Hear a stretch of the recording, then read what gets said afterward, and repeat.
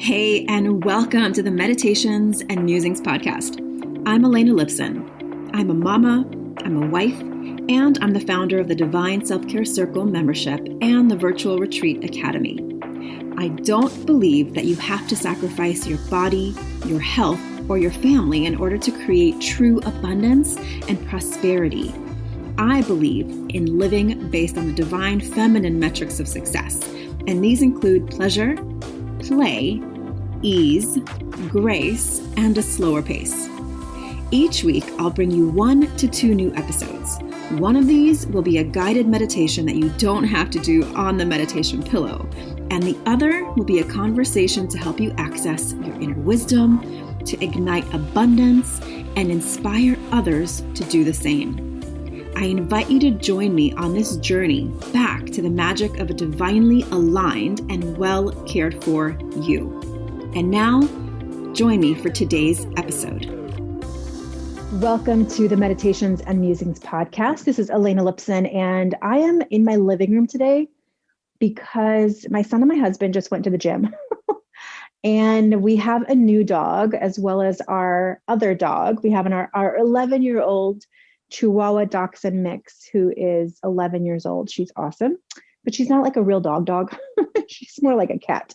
But we just adopted this sweet dog, and his name is Pirate, and he's about 3 or 4 years old. He's amazing, but hasn't been with us for like just more than 2 weeks now, a little less than 2 weeks, and so he still gets a little bit sad when people leave the house. So usually I'm in my office when I'm recording my podcast, but now I'm in my living room because I don't want the dogs to start like barking. They're going to be sad.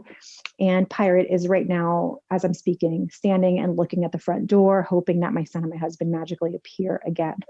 So, yeah, I am here. So please bear with me if you hear any barking, or I might have to correct the doggies. But thank you so much. If this is your first time, welcome. This is Elena Lipson, and I have been a self-care coach for the last 7 years and an intuitive mentor, and I'm the founder of the Divinely Aligned Circle, previously known as the Divine Self-Care Circle. Before I hop into our topic today, which is making space for yourself in your own life, I want to remind you that we are in the final week of enrollment bonus, which I've never offered before. Oh, there goes one. He'll be fine in a second here, which is a half-day VIP day with me worth $5,000. And I'm going to choose 3 winners that can use the VIP day anytime in 2021, where you can use it to create intuitive business strategy, intuitive marketing, intuitive branding. If you want intuitive life coaching, I've been a coach for over 20 years, a life and a business coach. And yeah, you get to win. Not only do you get the amazing sisterhood and community and connections by joining the Divinely Aligned Circle, but you also get an opportunity to win a VIP day with me that you can use anytime in 2021 worth $5,000. So the only way you can be entered is by enrolling in the circle. You can find the link in the show notes to the podcast or in my bio of my Instagram page at Elena_Lipson. Okay, I hope to see you in the circle, and I will be choosing the winners on the 14th of this month and then announcing them via email to whoever won. Maybe it'll be you. So I'm really excited. Okay, so making space for yourself in your own life is a topic that we talk about quite often in many different ways in the circle and with my clients. We have a 3-step framework that we teach in the circle. And the first step is declare. The second step is align. And the third step is amplify. And each one of these pieces of my framework that we teach has several different aspects to it that we teach that go with assessments and some audits and core routines in your life and in your business to set up the systems that support you in being well and wealthy, because money brings freedom, money brings convenience, wellness brings personal freedom and personal choice. And I'm not talking about being a certain weight or having a certain image or, whatever any of that like sort of external stuff means. I do everything that I do and teach everything I teach from within, inner knowing, inner trust, inner authority. So the declaring part, which is what we're talking about today, is really giving yourself permission to claim space in your life, on your calendar, in your family, in your desires, in your bank account, right? Taking up space. And when you start taking up space, you are forced to create preferences and discernment. And here goes my big pup barking at very gently though. Yeah, you're a good boy. You're a good boy. So yeah, you'll hear me talking to the dogs here. So this is like real life in my world right now. Just dealing with it, right? Going with the flow, but not giving up my podcast. Like I want to come to you with this podcast every week, twice a week, because that's my commitment to myself and showing up for you. So when you declare space in your life, several different things will happen. Hey, quiet, come on, quiet. Several things will happen. First of all, you are going to notice that the things oh my gosh, now they're both barking. Sorry, you guys. There's a little girl running by. See how far we get here. The first thing you'll notice is number one, you will no longer tolerate things in your life that you have been tolerating that no longer fit the space you want to take up. And that could be things in your home space that no longer bring you joy. They could be ways of being in certain relationships that you no longer want to tolerate and change. They could be in the way you express yourself. All right, come on. The way you express yourself in your creativity, where you want to start trying new things. So that's what can happen in your external space.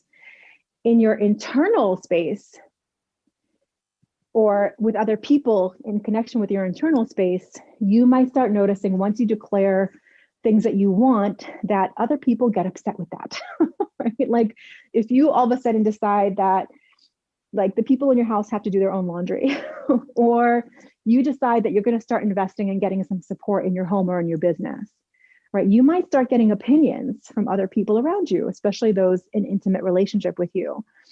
And I call that taking up space because you're making a bigger imprint in your own life. You're declaring that you are no longer willing to do all things to all people, for all people by yourself, right? Whether it's hiring someone to come and clean your home, whether it's hiring someone to come and, paying a few extra dollars to have your groceries delivered, whether it's hiring an assistant, a personal assistant in your life or your business, that's all taking up space. It's taking up money from your family account, from your business account, to make life easier and more convenient for you. And all of those are totally against how we've been taught as women, to be all things to all people at all costs, to have an amazing dinner on the table, to have a beautifully decorated home, to have, to be fit, to be well-dressed, to have amazing, like all the stuff, right? That we as women, we get sort of indoctrinated into being this superwoman. And you would think like, oh, that's an outdated thing. I don't think so. I still speak with a lot of women, and just from what I see out there, as well as my own clients, that there's still this sense of being the amazing mom who knows all things and how to fix all things. And there's like a guilt around it if you're not.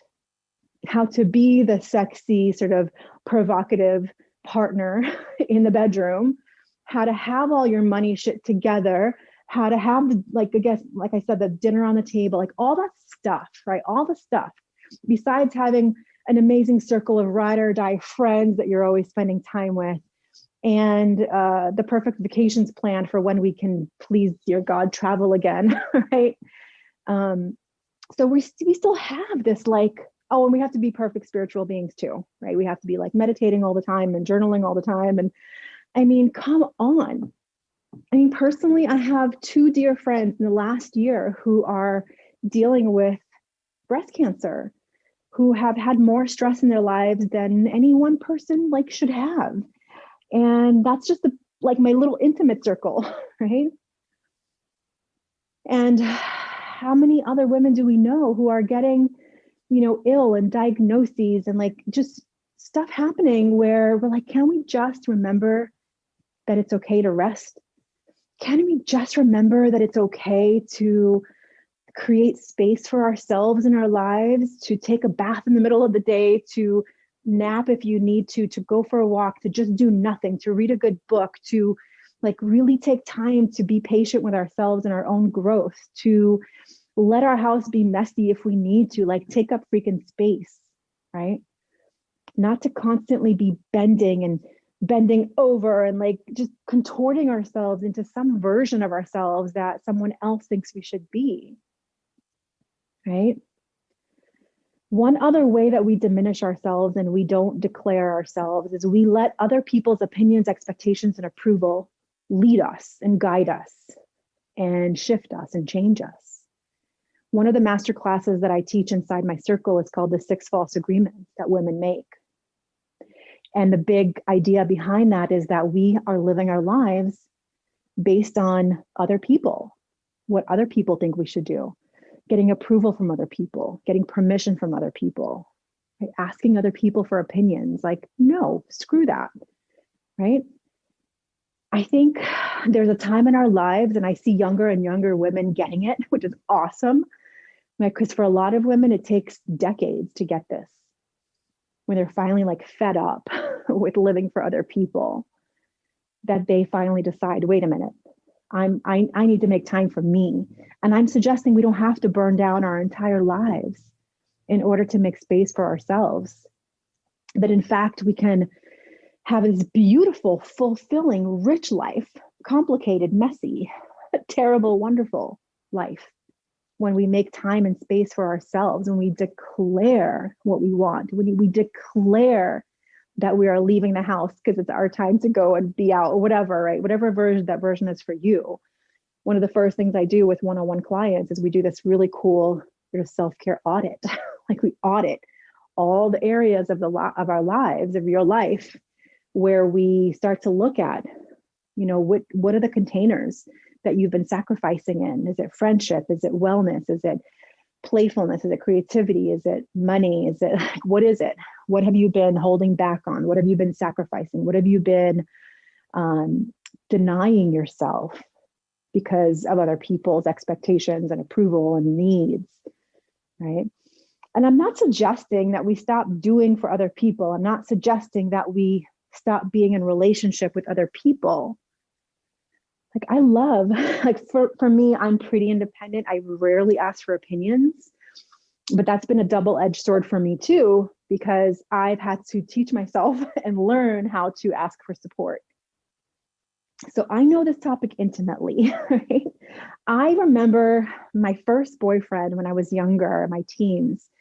I remember him telling me like, wow, you're so understanding and you're so go with the flow and you're so like, you know, oh, I used to think that was a great compliment. Wow, I'm so understanding and I'm so resilient and I just go with the flow, and whatever bullshit you fling my way, I find a way of saying, oh, I'm okay with that. No problem. Sure. You want to come an hour later. You want to like change plans at the last minute. You want to not show up. Sure. I am an understanding person. And that was like my flag that I would wave, you know, but I can see now, the adult me can see now that I was just sort of begging for love. I was like, doesn't matter what you do. I'm still super amazing. And I will be okay with whatever you do. And even if you come home with a hickey on your neck, I will be turning a blind eye when you say it's just a bruise. Like that actually happened, right? And I look back now and I'm like, what the hell was I thinking? And of course I know what I was thinking. I was thinking, don't take up space, don't push back. If you get into an argument, then it might be over, right? Like somewhere along the way, I had this really misconstrued perception of what a relationship is, right? I did think that every argument was the last one. And here's why, actually, because in my own life growing up, I never saw my parents argue. Like it all happened behind closed doors. But then one day, when I was 16 years old, divorce happened. Like I was like, what the hell just happened? And it's because I was a younger sibling in the family. Somehow they were able to like live life around me knowing that there was any friction or arguments or anything at all happening in my family. My sister knew, she was older, but somewhere in my mind, I had learned that like an argument equals divorce, right? So when I was in my first relationship, and it was a long-term relationship, 5 years, I got this idea embedded within me that every argument meant we're breaking up. I didn't know how to navigate space taking. I didn't know how to speak up. I mean, I did, like, as we got older together, I learned, it's like, wait a minute, I get to be angry and I get to say what I want to say and I get to do this, but I learned how to do that, right? It wasn't super healthy because I was like, I kind of went into the opposite mode of like being super forceful and like, having arguments that were super heated. But luckily I learned a lot of those lessons when I was young because I had a long-term relationship. But now with my husband, we've been together over 20 years now. Like, I'm very, very confident in the fact that I can disagree, I can take up space, I can ask for what I need. And this has been a journey for us too, because in our first phase of our relationship, I still sort of had that like accommodating personality, right? I didn't, not being fully honest with myself caused me to say yes to things that then I would be a victim of my own making, right? It's a pattern I replayed in my own life many, many times because I was sort of afraid to take up space in the relationship. And I could see that now. But now I'm like, yes to this, no to that. I became very discerning and I have no problem saying what I want, when I want it, how I want it. And yes, I can still be understanding. And yes, I can still be flexible, go with the flow and all kinds of stuff, but not at my own expense. So I want to leave you with a few questions because I think we went like really deep, really fast. I just want you to take a deep breath. Please take a deep breath in and out. I want to invite you to just ask yourself some questions. Ask yourself, this is one of the most transformational questions I ask myself is, what am I not seeing in my own life? What am I not seeing? Right? I think that's a really interesting, powerful journaling question. It's very simple, and it's going to allow you to like hear different things in your consciousness, right? And then the second question is, what have I been tolerating in lieu of my own happiness? What have I been tolerating? And this can be, you can actually do it by section. You can do it like in your physical wellness, your emotional wellness, your relationships, your home. I love asking this question, right? Because it really helps you to see areas that are calling to you. And then the third question is, how much joy or attention or power am I willing to tolerate? And it's kind of asking the same question, but from another direction, because sometimes we think, well, if we have too much of this, then we have too much, if I demand too much, right? If I demand too much joy or money or wealth or whatever, happiness, there's a part of you that starts to sort of see the consequences of that. Well, if I ask for too much, then I'm going to seem demanding. Or if I ask for, more money for my clients, or if I ask for more time for myself, then I'll be seen as selfish, right? So where are you holding yourself back? How much joy can you tolerate? How much money can you tolerate before you start to pull yourself back from taking up space? These are all really good questions to ask yourself. And I believe that the more time you spend in inner reflection and having these conversations and being around other women who are having these conversations, you start to transform. You start to shift. You start to open up to possibility, right? So let's take another deep breath together. I am so proud of you for being a listener here. And I say proud, like it's not coming from a condescending place at all, but I know that if you're listening, you're someone who is willing and open and ready to do the deep inner work. So when I say I'm proud of you, please, I'm not being condescending. Like, I'm proud of all women, and myself included, who declare what we want. Right? So I hope you continue this journey with me. I can't believe the dogs just stayed quiet. In fact, they both fell asleep as I was talking. Okay, so my invitation to you is to answer those questions. My invitation to you is also to listen to this podcast episode again, because knowing is not enough. Knowing and then embodying and then really declaring what you want is of course the first part of the framework that I teach, because we also have to align to what you want and then to amplify it out into the world. So this is step one. And if you know you're ready to go into a community of women who are like-spirited and like-minded and want to do this work with us in the months to come, I would love to have you in the circle and maybe even have a VIP day with you. So who knows? If you have any questions, please let me know. If you've received some benefit or value from this episode or any other episodes, I would humbly invite you to share, to rate, and review this podcast so that more people can get access to having this kind of conversation. And very soon here, I'll be adding some really amazing guests onto the podcast. So if you are someone who wants to be interviewed on my podcast, if you have a beautiful, book or offering or community that you want to promote, let me know. I'm happy to have that conversation with you, but they'll be starting over the next several weeks. And I can't wait to bring you some amazing people doing incredible transformational work in the world.